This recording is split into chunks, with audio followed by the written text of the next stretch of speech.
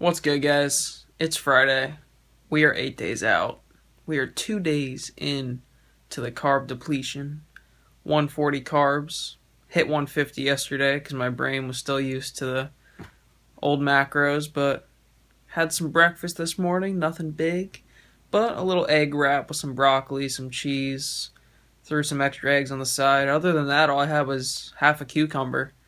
And that was the breakfast. Probably going to fast till later on so I can eat all my calories later. And right now I'm going to go grab a tan, and we got a pull day today. So let's do this.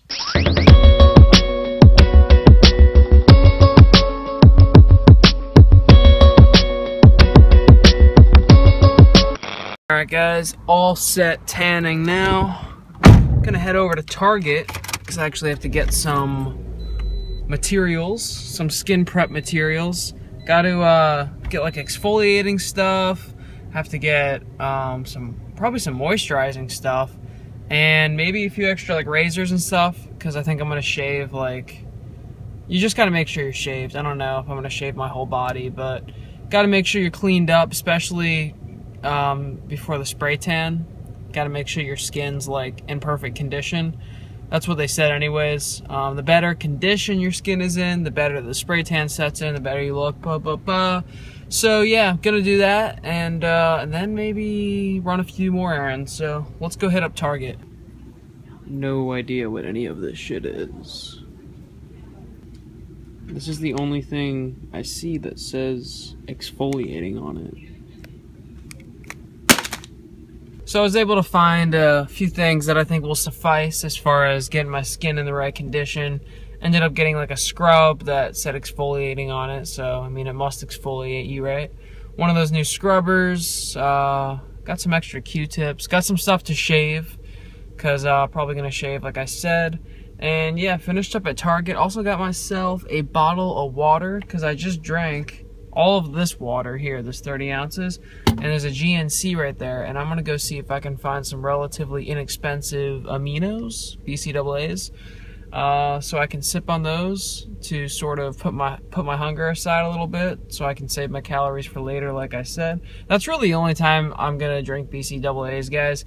I mean, I do sometimes have them during cardio, but I really drink them for like the taste, and if I'm cutting, that's when I need them most. So yeah, let's go see if GNC has that. Alright guys, just wanted a GNC, and honestly, I just can't go in there and buy something that I know I can get online with a discount code, cheap shipping, and a lot more of for a way better price. Like, it just doesn't make sense to me how GNC stays in business. Like, don't get me wrong, sometimes I'll go in there for convenience, I'll get a few Quest bars. You know, the lady in this one's actually nice. They're always trying to sell you stuff too. It's funny, but how do they stay in business when you have bodybuilding.com, Muscle and Fitness, you have Tiger Fitness, which is getting huge now, and then you have like discount codes from every YouTuber, Isotory, Cellucor, just MTS. You have all these discount codes, and then shipping's not even that expensive anymore on most sites. So like, who are the unaware people that are still walking into supplement stores overpaying? I don't know. Sorry for that rant, guys, but it just doesn't make sense to me. If I really want aminos, I'll order them online. I probably won't, because honestly, my prep's almost over. There's not really too much sense in even buying them now.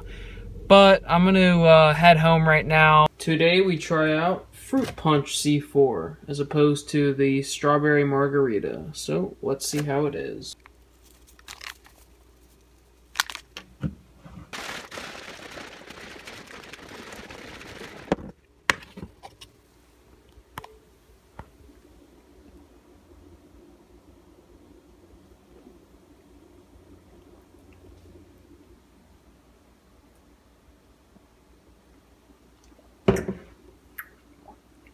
Not bad, but I definitely like Strawberry Margarita better. Definitely like Mojito better. And definitely like Icy Blue Raz better. I've never been a Fruit Punch guy though, so take it from me, someone who typically is not a fan of the Fruit Punch variety. But for a Fruit Punch flavor, coming from someone again that doesn't usually like them, that's one of the better fruit punches. So if you do like fruit punch, you'd probably like that one. I don't know why I don't like fruit punch though. I never really am a big fan of them.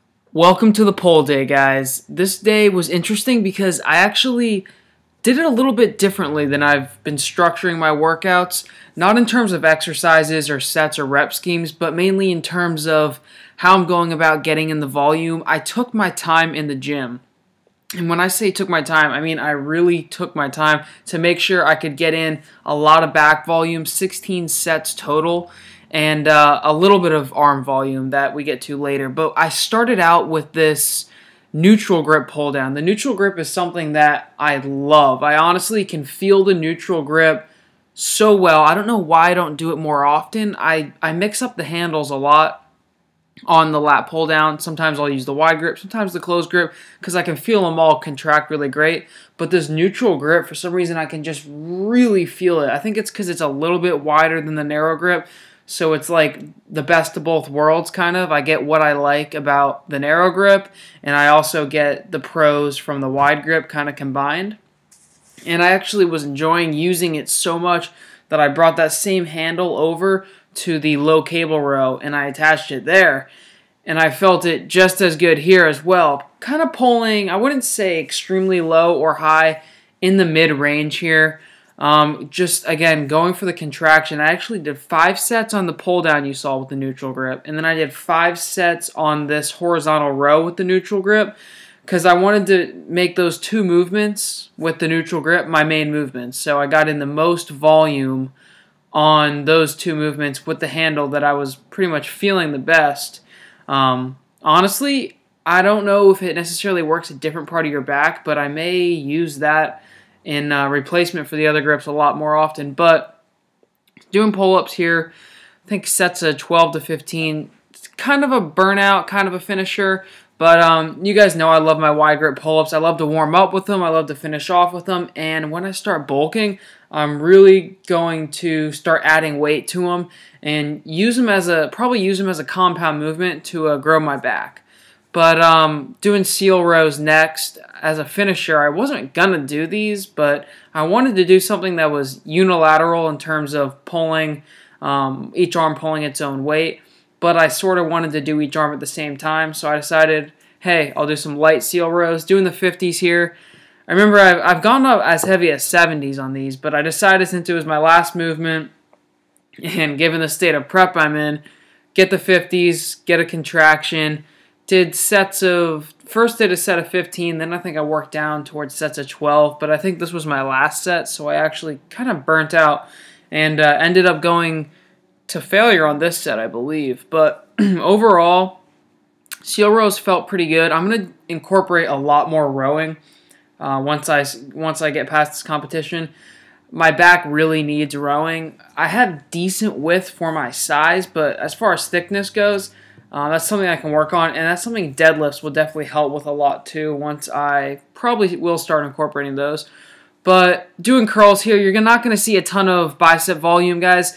You know I have a delts and arms day. I get in most of my arm volume on that day, so I just wanted to touch the biceps, just wanted to pump them up a little bit. But yeah, started out with these. I actually got those from the online coach.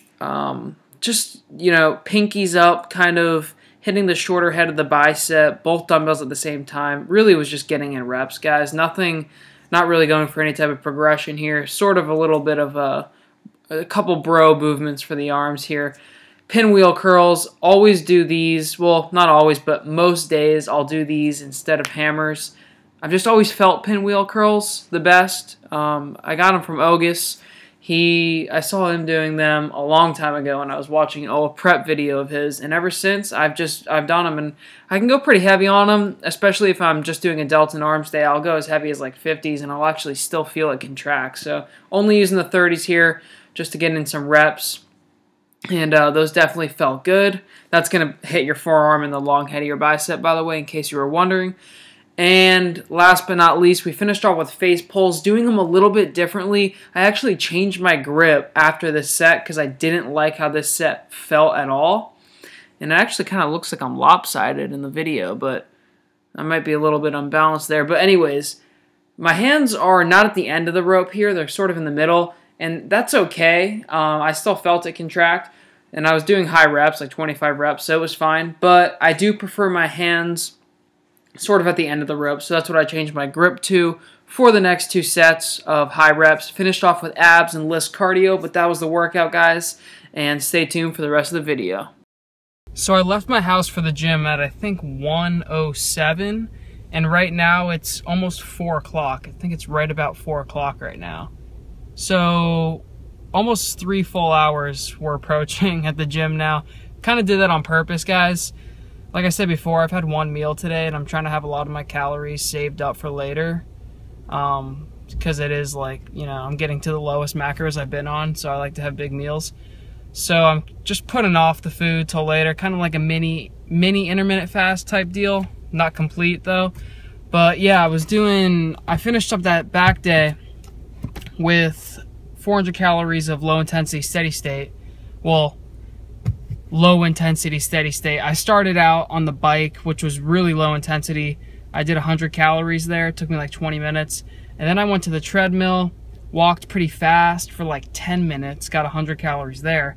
Then I did 100 calories on the arc trainer, which was even a little bit faster. And then I finished up pretty much sprinting on the Stairmaster for my last 100 calories. And that's sort of how I like break it up mentally to get through it. I know I was talking about this yesterday. You got to mentally make little games in your mind to get through things sometimes, especially in prep.